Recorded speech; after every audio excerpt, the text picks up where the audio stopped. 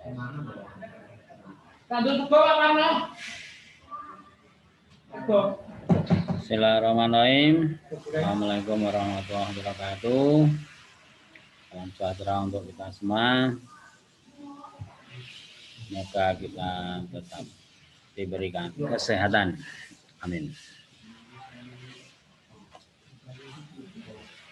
Untuk kesempatan pada kali ini, saya akan menyampaikan materi yang berkenaan dengan sistem rem.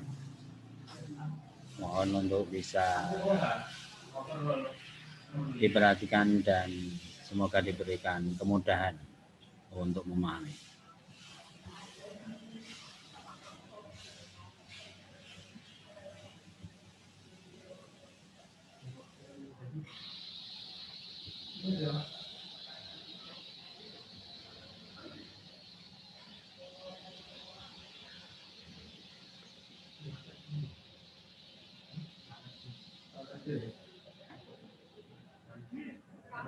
Untuk materi rem, kita tetap mengacu pada new step 1 training manual.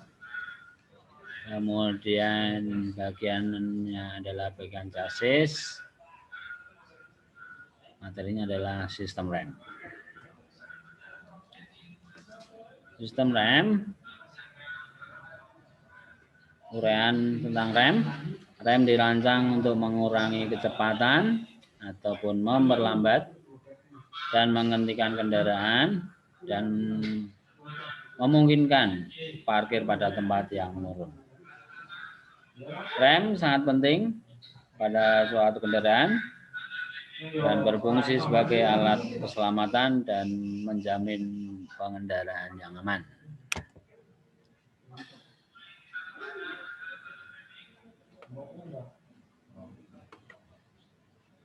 Komponen dari rem pada suatu kendaraan, yang pertama adalah pedal rem, kemudian ada booster rem, kemudian ada master cylinder, kemudian ada katup pembagi, kemudian ada selang ataupun pipa rem, kemudian ke rem depan atau rem piringan. Kemudian sebagian dari katup diteruskan ke rem belakang. Ini adalah tipe tromol. Kemudian ada tambahan tuas rem parkir menggunakan kabel rem parkir. Prinsip rem kendaraan dihasilkan dari atau mesin itu menghasilkan tenaga dari panas pembakaran, kemudian dirubah menjadi gerak berputar, kinetik. Kemudian untuk rem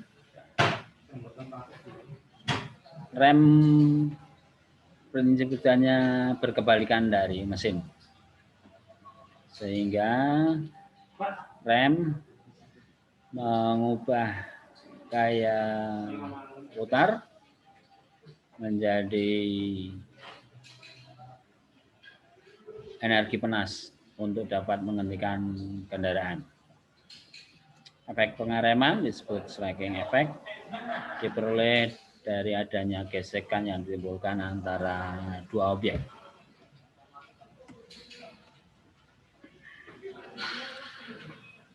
Bila ini adalah tromol rem, bila tromol ini berputar, kemudian ada pengereman, maka spatu rem dan kampas rem ini akan bergesekan dengan tromol. Akibat gesekan dari kampas rem dan spatu rem timbul panas. Jadi dari tenaga putar, kemudian timbul gesekan, kendaraan perlambat.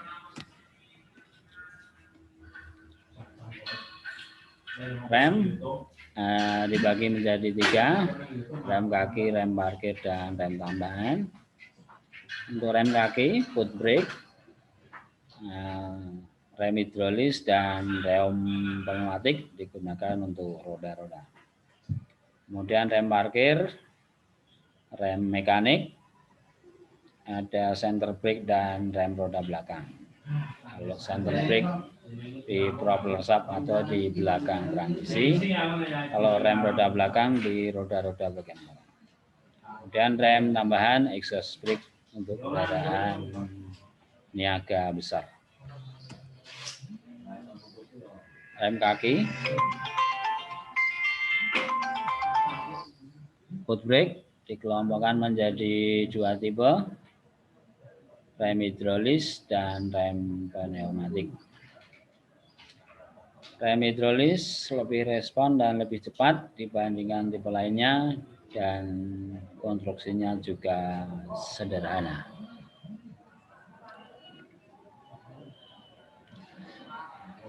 Untuk sistem rem pneumatik ada komponen tambahan yaitu kompresor yang berfungsi untuk menghasilkan udara yang bertekanan untuk menambah daya pengereman. Digunakan pada kendaraan berat seperti truk dan bis. Sistem rem, mekanisme kerja dan mekanisme rem. Untuk mekanisme kerja rem ada master silinder, booster rem, dan katup proporsi atau proportioning valve. Untuk mekanisme rem ada tipe tromol dan tipe beringan atau rem cakram. Ini gambar dari satu unit rem. Beda rem, ada master silinder, ada rem jenis tromol, ada rem piringan. Di mana ini menggunakan hidrolis atau minyak sebagai tenaga perantaranya. Master silinder mengubah gerak pedal rem menjadi tekanan hidrolis. Master silinder terdiri dari reservoir tank, kemudian ada piston, ada silinder. Ada 2 tipe tunggal dan tipe tandem.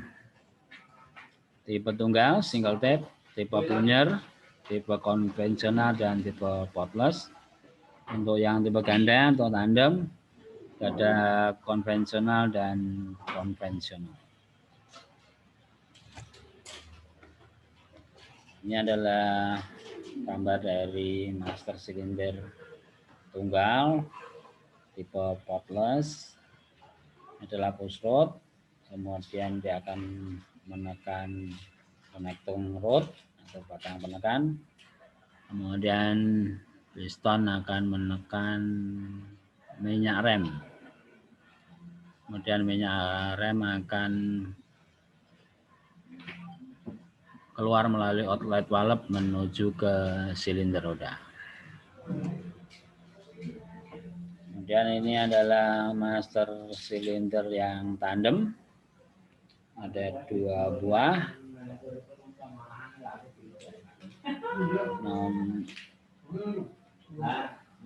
piston nomor 1 dan piston nomor 2. Kemudian ada untuk rem depan dan untuk rem belakang.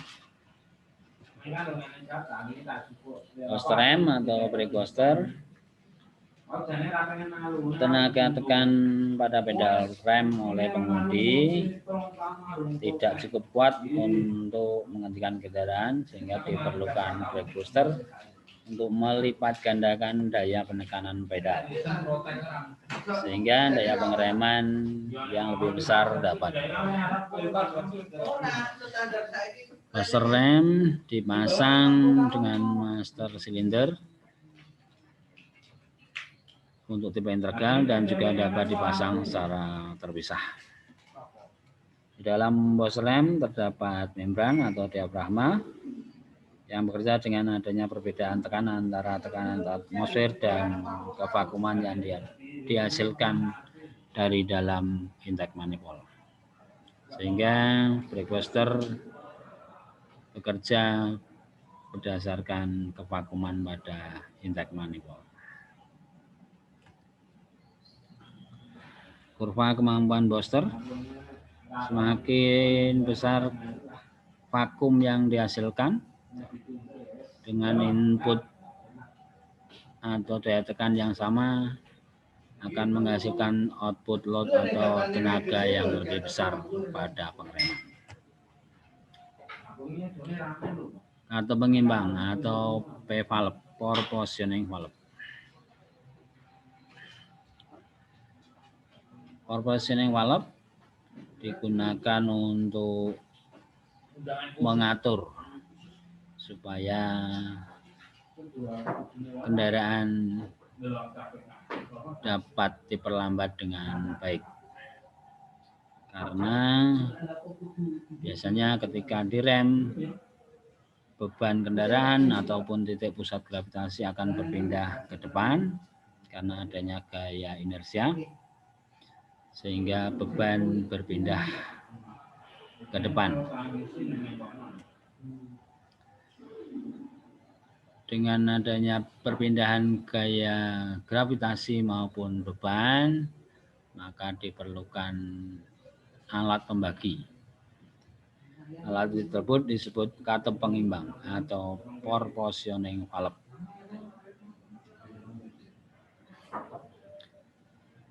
Katup B bekerja secara otomatis menurunkan tekanan hidrolis pada silinder roda belakang, sehingga daya pengereman pada roda belakang akan berkurang, sehingga pengereman pada roda depan akan menjadi lebih besar daripada roda belakang.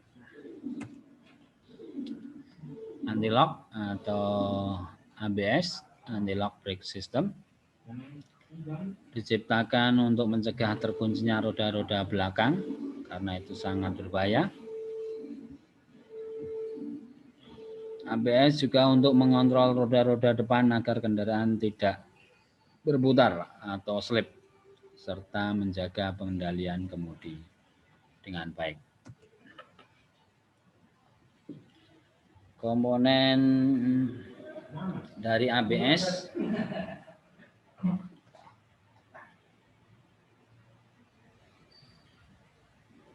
yang pertama adalah controller leg, kemudian switch lampu rem, kemudian anti-lock warning light pada dashboard, kemudian ada ABS komputer, kemudian ada ABS aktuator, ada sensor rotor pada tiap-tiap roda, kemudian ada speed sensor di tiap-tiap roda,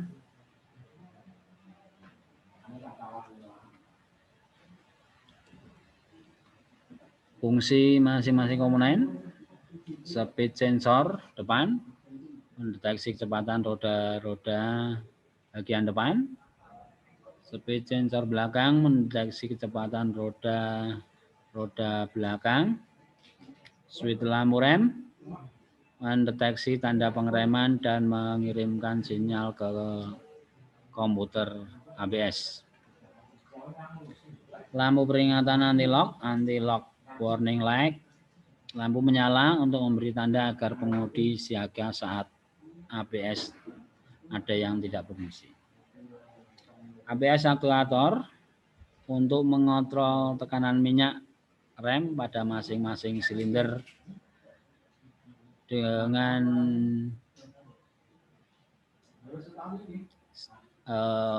berdasarkan sinyal dari ABS komputer. ABS komputer berdasarkan sinyal-sinyal dari masing-masing sensor kecepatan di tiap-tiap roda, kemudian akan menghitung jumlah akselerasi dan deselerasi, kemudian mengirimkan signal-sinyal tersebut ke aktuator untuk bisa mengontrol tekanan minyak ke masing-masing silinder roda.